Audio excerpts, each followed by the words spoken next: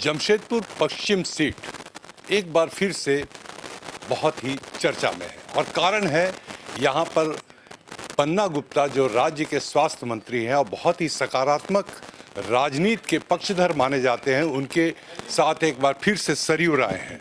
लेकिन पन्ना गुप्ता जी से जानना चाहूँगा कि आप लगातार अपने कार्यशैली और उसकी फहरिस्त गिनाते रहते हैं, अगले 5 साल के लिए आपके पास क्या कुछ है जमशेदपुर पश्चिम क्षेत्र की जनता और पूरे झारखंड के लिए? देखिए, जमशेदपुर पश्चिम की जो जनता है उसको तो जो हमने अभी शिलान्यास किए हैं उन सभी चीज़ों को हमको जनता को समर्पित करना है। वो भी एक लंबी प्रक्रिया है, काम युद्ध स्तर पे चालू है, लेकिन वो सारे काम को जैसे फ्लाईओवर, जमशेदपुर का ये पहला फ्लाईओवर है जो यहाँ के लोगों की आवश्यकता है। ये अलग सी बात है कि हमारे विरोधी इसको फिजूल खर्ची मान रहे हैं और पैसे की बर्बादी भी मान रहे हैं और कह रहे हैं कि इसकी आवश्यकता ही नहीं है। अब उनके दृष्टि में अलग उनका दृष्टिकोण है, हमारा अलग दृष्टिकोण है। एमजीएम हॉस्पिटल है वो बन रहा है, उसको समर्पित करना है। उधर का एमजीएम हॉस्पिटल है, अंतर्राज्यीय बस पड़ाव है, बहुत सारी चीज़ें हैं जो काम है उनको समर्पित भी करना है। साथ में जमशेदपुर में कैसे लॉ एंड ऑर्डर बेहतर हो। औद्योगिक नगर है और औद्योगिक नगर में अपराध को कम करते हुए आम लोगों में सुरक्षा का माहौल बने, इसको लेके हमने एक सर्वे बड़े पुलिस अधिकारियों से करवाया था और उसमें करीब 400 सीसीटीवी कैमरे को अधिष्ठापित करना, एक बड़ा मॉनिटर बनाना है पीसीआर में, जो पूरे शहर को कंट्रोल कर सके और बहुत आधुनिक तरीके से, कि कोई भी अपराध कर्मी अपराध करने के बाद वो चिन्हित हो जाए और न्याय नीति के तहत जो है वो सलाखों तक पहुंच जाए। इसी के साथ साथ जमशेदपुर शहर है, अभी हमने 33 करोड़ रुपया इसमें लॉ यूनिवर्सिटी के लिए लाया है।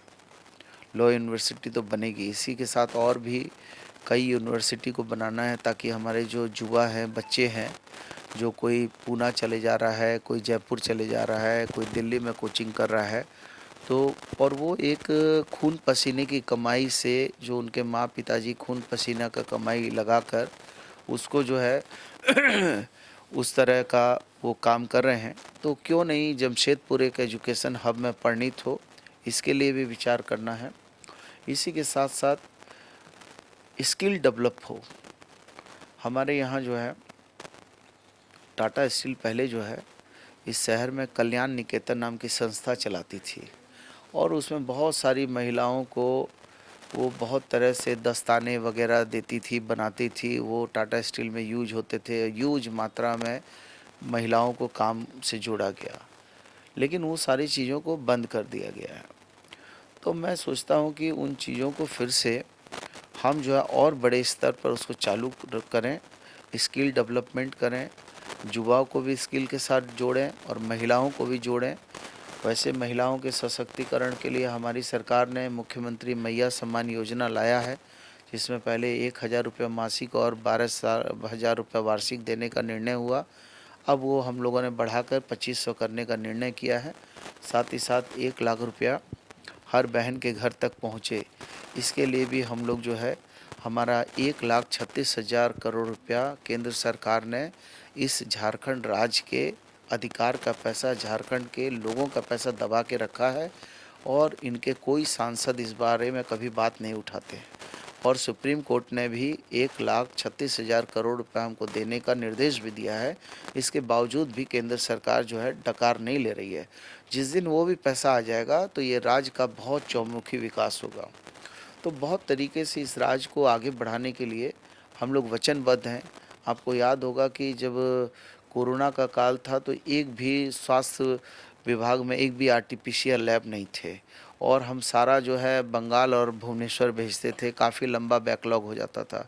आज हमारे यहाँ 17 आरटीपीसीआर लैब स्थापित हो गए, 2 कोबास 6800 मशीन भी लग गई है। लोग जो हैं, पत्रकार भाई भी बराबर इस बात को उठाते थे, जीनोम सीक्वेंसिंग की मशीन वो भी जो 2 जगह लग चुकी है।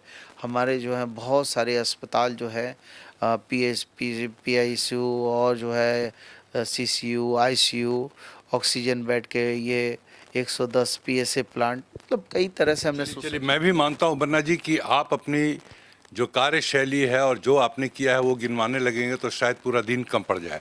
लेकिन एक बात है कि महागठबंधन की सरकार है, एक बार फिर से महागठबंधन एकजुट होकर चुनाव लड़ रहा है, लेकिन आप लोग का जो कॉमन मिनिमम प्रोग्राम है उसकी चर्चा नहीं होती है। ज्वाइंट मैनिफेस्टो भी जो हुआ उसमें कई बातें अधूरी रह गई, इस पर क्या कहेंगे? देखिए, ऐसा है कि हमारा सारी चीज़ें जो है मैनिफेस्टो कमेटी जो है, कल भी हमारे आदरणीय केसी वेणुगोपाल जी जो हमारे संगठन के प्रमुख है वो आए थे, और मैनिफेस्टो कमेटी ने मैनिफेस्टो जो तैयार किया है, चूँकि मैनिफेस्टो ही राज्य के दिशा और दशा को तय करने का एक आधार होता है, उसको बहुत गंभीरतापूर्वक बनाने की आवश्यकता होती है। पिछली बार हम लोगों ने मैनिफेस्टो में कहा था कि हम जो है किसानों का ऋण माफ़ करेंगे, हम लोग स्वास्थ्य को सरल सहज करेंगे। आपको याद होगा कि जो 1.5 लाख रुपए की आय सीमा वाले लोग थे, उसको हम लोगों ने 8 लाख रुपए वार्षिक आय में तब्दील किया। हम लोगों ने ऋण माफ़ी की दशा में, आपको याद है कि हम लोगों ने 2-2 लाख रुपए तक ऋण माफ़ करने का काम किया। हमारी सरकार ने कहा था कि बिजली में हम काम करेंगे, 200 यूनिट मुफ्त बिजली देने का काम किया है। बहुत सारी चीज़ों को हम लोगों ने अपने मैनिफेस्टो के हिसाब से उतारा भी है, और कुछ चीज़ें बच गई हैं, उनको उतारना भी है। लेकिन बन्ना जी, कॉमन मिनिमम प्रोग्राम जो आपके एकजुटता और महागठबंधन का प्रतीक है वो तो पूरी तरीके से धरातल पर अक्षरशः जो कहा जाता है वो नजर नहीं आता। नहीं, देखिए, कॉमन मिनिमम प्रोग्राम तो हमारा कुल मिला के वो एक साझा कार्यक्रम होता है जो सभी पार्टियों से एक साझा विषय पर बात करके होता है, और वो भी धरातल पर उतर रहा है। कोई हमारे बीच में कोई हड़बड़ी नहीं, अभी भी समय हमारे पास है। लेकिन हमारे पास तो मैनिफेस्टो कमेटी है, साझा कार्यक्रम हो रहे हैं, कोऑर्डिनेशन कमेटी बैठ रही है, लेकिन भारतीय जनता पार्टी तो केवल थोप रही है, एकाधिकार आधिपत्य कायम कर रही है। चलिए, भारतीय जनता पार्टी का आपने चर्चा किया, मैं आपसे जानना चाहूंगा कि प्रधानमंत्री मोदी, अमित शाह, जेपी नड्डा सरीखे तमाम स्टार प्रचारक अब झारखंड का दौरा करेंगे, आने वाले समय में आपके क्षेत्र में भी आएंगे, और खास तौर पे सरजू राय जो यहाँ पर कह रहे हैं कि बन्ना गुप्ता को इस बार दम फुला देंगे, क्या कहिएगा? नहीं, मुझे तो लग रहा है कि मेरे लिए कोई चुनौती नहीं है, और मुझे बड़ा आसान खेल लग रहा है। इसलिए आसान खेल लग रहा है क्योंकि जमशेदपुर की महान जनता भगोड़ों को पसंद नहीं करती है, रण छोड़ भाग जाने वाले लोगों को पसंद यहाँ के लोग नहीं करते हैं, कायर कमज़ोर लोगों को पसंद नहीं करती है। ये जमशेदपुर जो शहर है हमारा, ये शहीद निर्मल महतो की शहादत का शहर है। ये शहर जो है जमशेद जी नौशेरवान जी टाटा की कर्म स्थली है। तो यहाँ कर्म करके लोग जो है आगे बढ़ते हैं और शहादत में इबादत खोजते हैं। अब जो रणछोड़ हो जाएगा, जो भाग जाएगा, भगोड़ा हो जाएगा, उससे क्या उम्मीद करेंगे? इसलिए वो इशू नहीं है। जहाँ तक आपने दूसरी बात कही कि प्रधानमंत्री जी आ रहे हैं, अमित शाह जी आ रहे हैं, मैं उनका बहुत स्वागत करूँगा। बिल्कुल, वो हमारे भी प्रधानमंत्री हैं, हमारे भी गृह मंत्री हैं, उनको आना ही चाहिए, और लोकतंत्र है तो उनको अपनी पार्टी की बात भी कहनी चाहिए। और लगातार लोकसभा में उन्होंने बहुत सारी बात कही भी है, बहुत अच्छी भी बात है, बार बार आए भी हैं, कई बार आए हैं। अब तो लगता है कि उनको जो है रूट भी पता चल गया होगा कि बार बार लॉ एंड ऑर्डर की बात करते थे कि झारखंड में लॉ एंड ऑर्डर नहीं है, लेकिन जब आदरणीय प्रधानमंत्री जी ने अकस्मात जो है एयरपोर्ट से रांची और रांची से जमशेदपुर बाई रोड यात्रा की, अकस्मात, बिना उस समय राज्य सरकार जो है बिना सुरक्षा के इतनी बड़ी यात्रा कराई, और उसमें जो है कि एक भी कोई घटना नहीं हुई, और बिल्कुल स्मूथली वो आए, स्मूथली गए। तो उनको एहसास हुआ होगा कि झारखंड के लोग बड़े ईमानदार, वफादार, और ये भगवान बिरसा मुंडा को मानने वाले लोग हैं, सिद्धू कानू में विश्वास करने वाले लोग हैं, उलगुलान करते हैं, पीठ में छुरा नहीं भोंकते हैं। और हम स्वागत उनका करेंगे कि वो लोकसभा में आए थे, बहुत अच्छी बात है। और आने के बाद 14 का बात किया था, 9 में आके अटक गए थे। अभी वो विधानसभा में आ रहे हैं, पिछली बार भी आए थे, 65 की बात की थी, नैरेटिव सेट किया था, 23 में अटके थे। अभी थोड़ा घबराए हुए हैं, तो अभी 55 की बात कर रहे हैं, अभी 22 में अटकेंगे। लेकिन मैं उनसे थोड़ा और एक निवेदन करना चाहता हूँ कि लोकसभा में आए, बहुत अच्छी बात है, स्वागत है आपका, विधानसभा में आए, लेकिन अब पंचायत और मुखिया का भी चुनाव हो तो प्रधानमंत्री जी को आना चाहिए। कम से कम जो अंतिम पायदान पे जो लोग खड़े हैं ना, वो भी लोग कम से कम प्रधानमंत्री जी के साथ रूबरू हों। उनके चुनाव में उनसे क्या दुश्मनी प्रधानमंत्री जी को, हमारे हैं, उनके भी हैं, तो उनको मुखिया और पंचायत के चुनाव में भी आना चाहिए और आकर अपनी बात कहनी चाहिए। ये मेरा उनसे बहुत नम्र निवेदन है। देखिए, राजनीति में बहुत कायदे से विरोध करना भी एक कला है और बन्ना गुप्ता इस कला में माहिर हैं।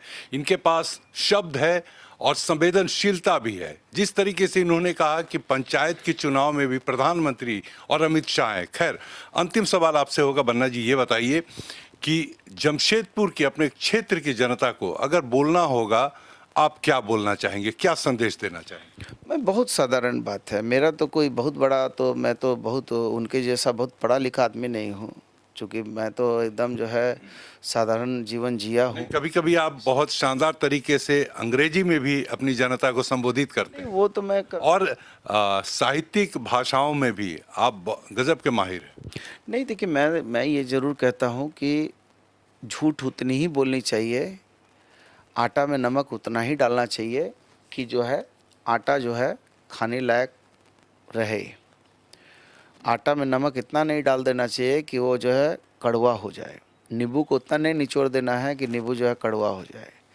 तो झूठ भी उतना ही बोलना चाहिए कि झूठ आदमी पचा ले। राहत इंदौरी साहब कहते थे कि झूठों ने झूठों से कहा है सच बोलो, सरकारी ऐलान हुआ है सच बोलो, घर के अंदर झूठों की एक मंडी है, दरवाजे पे लिखा है सच बोलो, गंगा मैया डूबने वाले सब अपने हैं, नाव में किसी ने छेद किया है सच बोलो। तो ऐसा नहीं हो कि लोकसभा विधानसभा चुनाव इतना ना खराब हो जाए कि जो आपस का जो सौहार्द है, प्रेम है, भाईचारगी है, गंगा जमुनी तहजीब है, जो हमारी परंपराएं हैं, जो एक आपस का प्यार है, वो ना इनके चक्कर में वो नहीं टूट जाए कि लोग जो हैं एक दूसरे को नफ़रत की नज़रों से देखें। तो ये मेरा निवेदन होगा। और एक लाइन मैं कहूँगा कि बेटा या भगोड़ा, दो में एक आदमी को लोगों को पसंद करना होगा। सरयू राय जी के लिए भी ये मैसेज है और क्षेत्र की जनता के लिए भी ये मैसेज है कि बेटा और भगोड़ा दोनों में से एक को तय करना होगा। जाहिर सी बात है, क्षेत्र की जनता अब इस पर निर्णय करेगी। लेकिन बन्ना गुप्ता जिस तरीके से पॉजिटिव वाइब्स के साथ इस चुनाव मैदान में है, वो लगता है कि एक बार फिर से क्षेत्र की जनता को, यानी जमशेदपुर पश्चिम क्षेत्र की जनता को कुछ बेहतर और दिखने वाला है। कैमरा पर्सन सुरेंद्र प्रसाद के साथ ब्रजेश राय, समाचार प्लस, जमशेदपुर।